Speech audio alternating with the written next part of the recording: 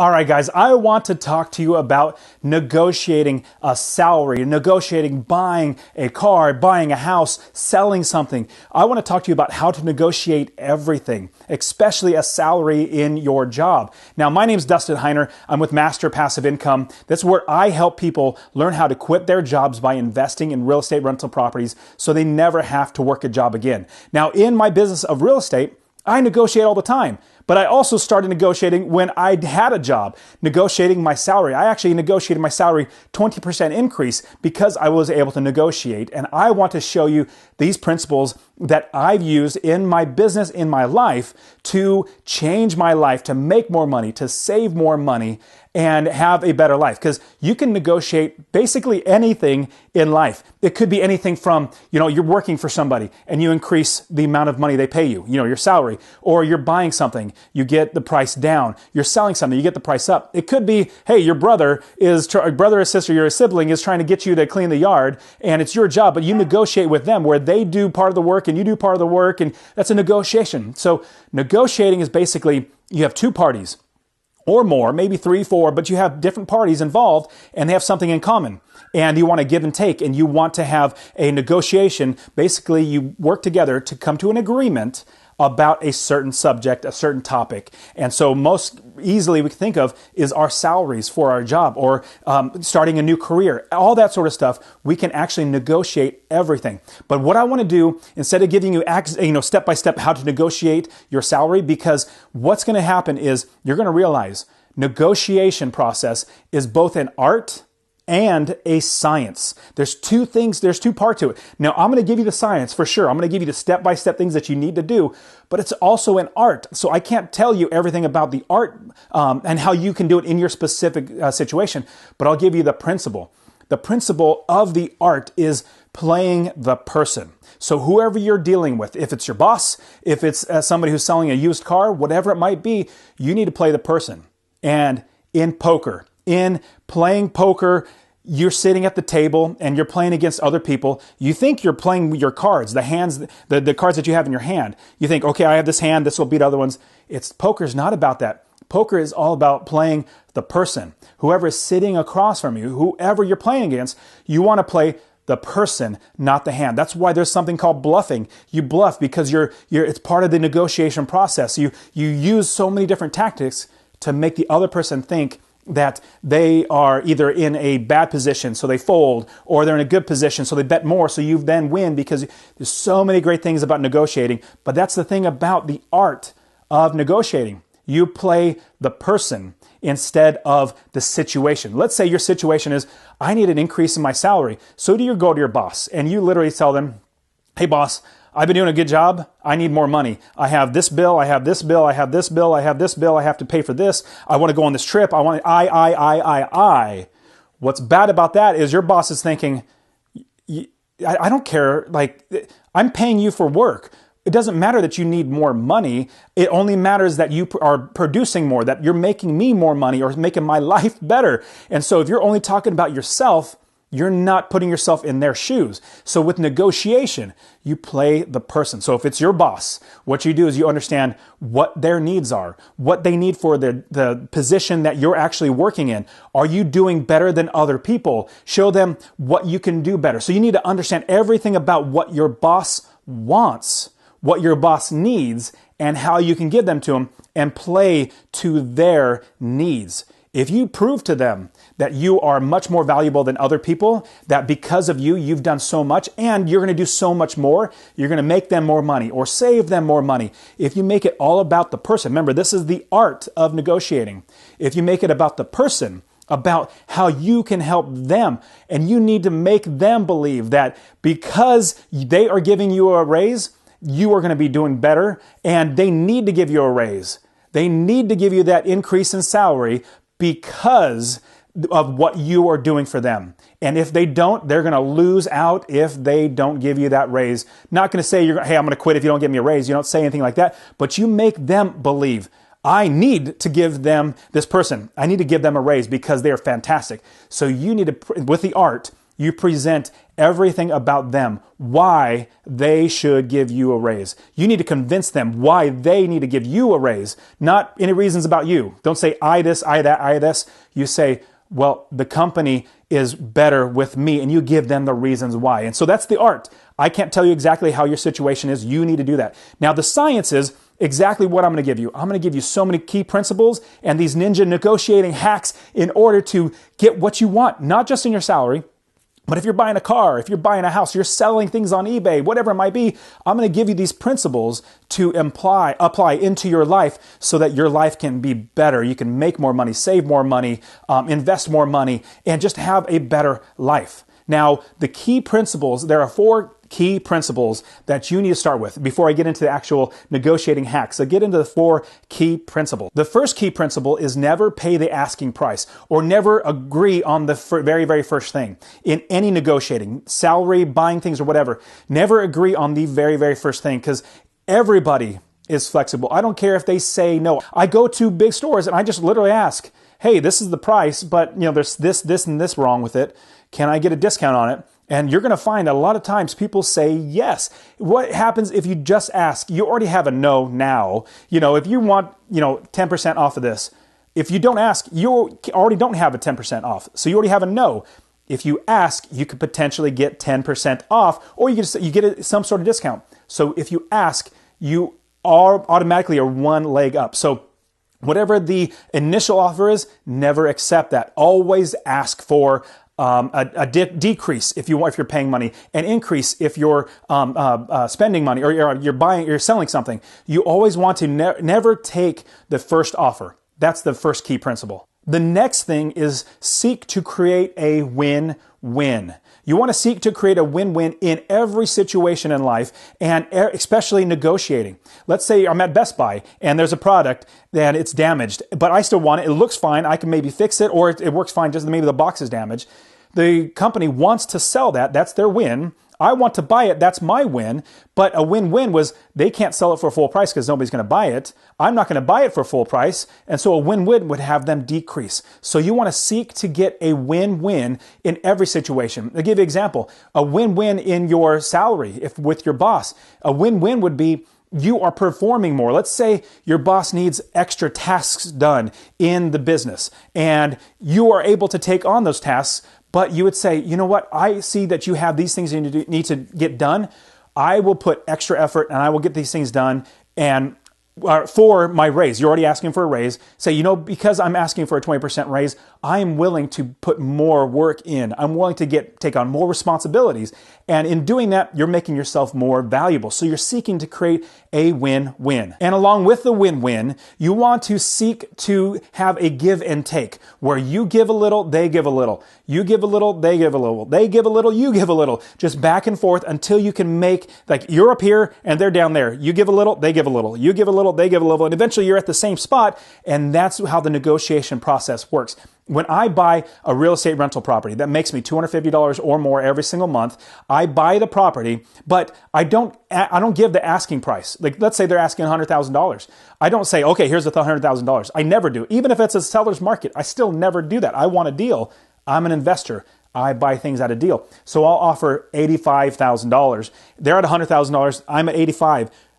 They give a little, they come down to like 95. I come up to 87 or 88. And then we keep working to what maybe we meet at like 92,000. Well, I came up, they came down, and I've saved $7,000. And so just in that working, negotiating, I've saved money. So you want to have a give and take as you are going through the negotiating process. And the last key principle before I get into the actual hacks, I want you to never give in without getting something in return. Never say, oh, okay, I'll concede to that. Like, let's say you're trying to come down to on a price. Like, I'm at 100,000, or they're at 100,000, I'm at 85. I'm not going to just, they come down to 95.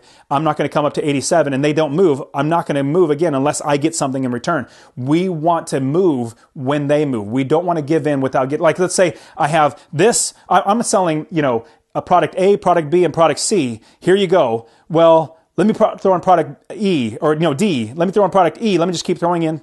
You always want to get something in return, which might be a little higher price or something like that. So when you're negotiating, you always want to have these 4 key principles in mind. Now, if you're like me, you may love negotiating. I absolutely love negotiating, but if you're like my wife, she hates it. Now, I want to help you to understand how to make negotiating a part of your process in your thinking. Number one, always just tell yourself, I'm always going to negotiate. But here's how you can help yourself actually get into it. Make it some sort of a game. Make it a game to where, you know what, I'm going to play a game. I want to win. Obviously, it's a win-win situation, but we want to win. And just tell yourself, I want to win by charging less or charging more for something or selling something for more or buying something for less. That's a game. Make it a game and make it fun. Make it enjoyable. Another way is to change your mindset. Change your mindset until instead of you being the one doing the negotiating for yourself, imagine yourself as a third party. Let's say I want a raise for myself. I'm not going to go in negotiating like, hey, I want this, I want that. No, you go in there as a third party. You don't talk about yourself in the third person, but what you do is you bring yourself emotionally out of the situation so you're not going to be emotionally tied to whatever you're asking for. Because in the art of negotiating, it's that you care, but you don't care that much, that you are just holding on to it. Remember, we want to give and we want to take. We want to give and we take.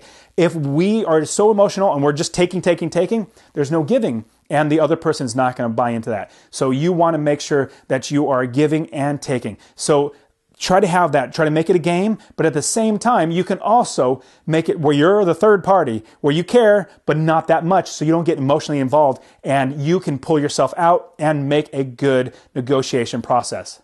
Now let's get into the negotiating hacks. Now, the big thing you can always do is know the person before you actually start negotiating. Know what they want, know what they need, just like we talked about earlier. If you know the person, you can have a leg up. Information will help you to know what their win-win is. It could be looking up on social media and figuring out what they might like or what they might want. Or it's literally asking. When I go and buy a property that I'm going to rent out, so I rent out rental properties. That's my business. I teach people how to buy properties, rent them out, and make $250 or more every single month. That's what I do. And so when I buy properties, I make sure I negotiate. But here's the thing. It's hard to find out about the person beforehand because I don't know really who they are. But in talking to them, I come across as a normal person, as somebody, hey, I'm just trying to help you out. How can I help you out? Let me know what you need. And then they tell me what they need, which helps me to understand how to negotiate better, how to make a win-win situation. Because I know what I need, now I know what they need, so I can negotiate even better. You also need to know what you want. You also need to make sure you understand what is your top dollar that you can spend, or what's the lowest you could spend it for, or if you're getting a salary, what is the most that you, or the minimum, the bare minimum that you need in order to, be okay with staying at this job or taking on another job. Know what you need before you go in there. Don't go in there without a plan. You have to have a plan before you go in and negotiate so you know what your set point is. Your set point is basically, if it's a top dollar, this is the most I can pay. Know your set point. If this is the minimum that I can take for my salary, this is the minimum. That's your set point. Make sure you do not go below that, just like you do not go above your top dollar. Just like if you're in an auction, the auctioneer's like bidding off everything and they're going up higher and higher. Well, your top dollar is like, say, $85.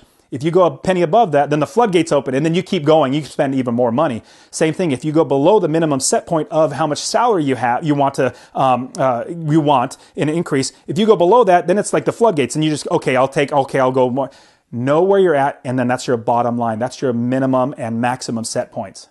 Another hack is know who has the upper hand going into the negotiation. If you have the upper hand, it's much easier. Let's say, you're negotiating a salary and you just made the company $10 million.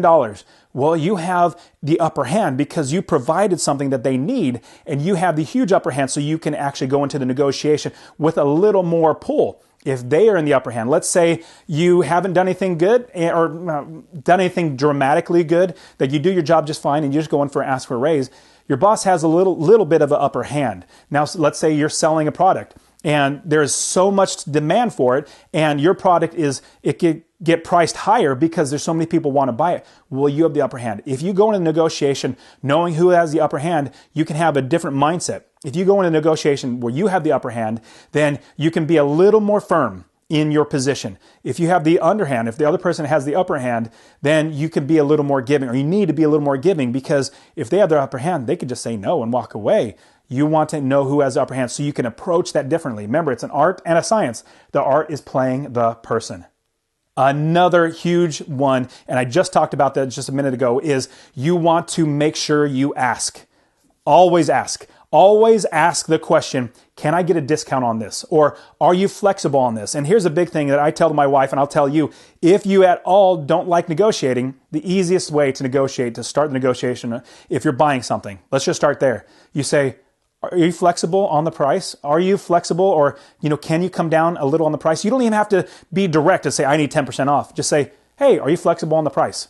Literally those words. Are you flexible on the price? 6 words. If you're buying anything, they'll either say yes or no. If they say no, okay, you already had your no beforehand, you're good.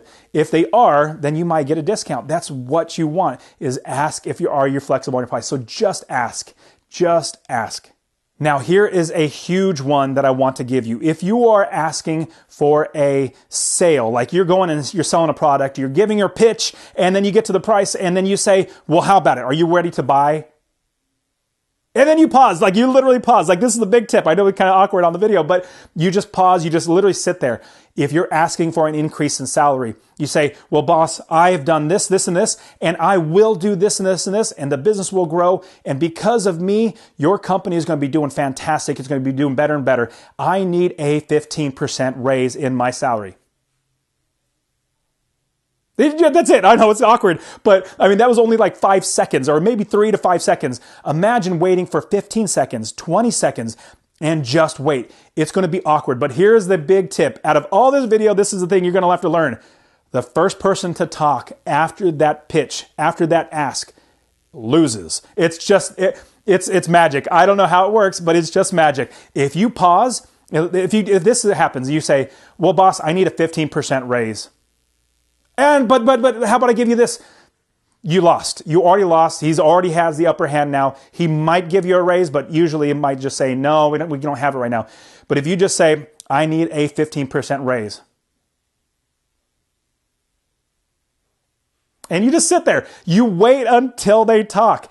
That was only, like I said, 5, 6, 7 seconds. Imagine waiting 15 seconds, 30 seconds, 45 seconds, a minute. I've heard of situations where negotiation process where both men knew the entire process and they knew whoever talks first loses. And so the guy made the pitch, asked, hey, are you willing to buy? The other guy didn't say a word. For like 5 minutes, they sat there looking at each other because they both knew and they were wondering who's going to actually give in first.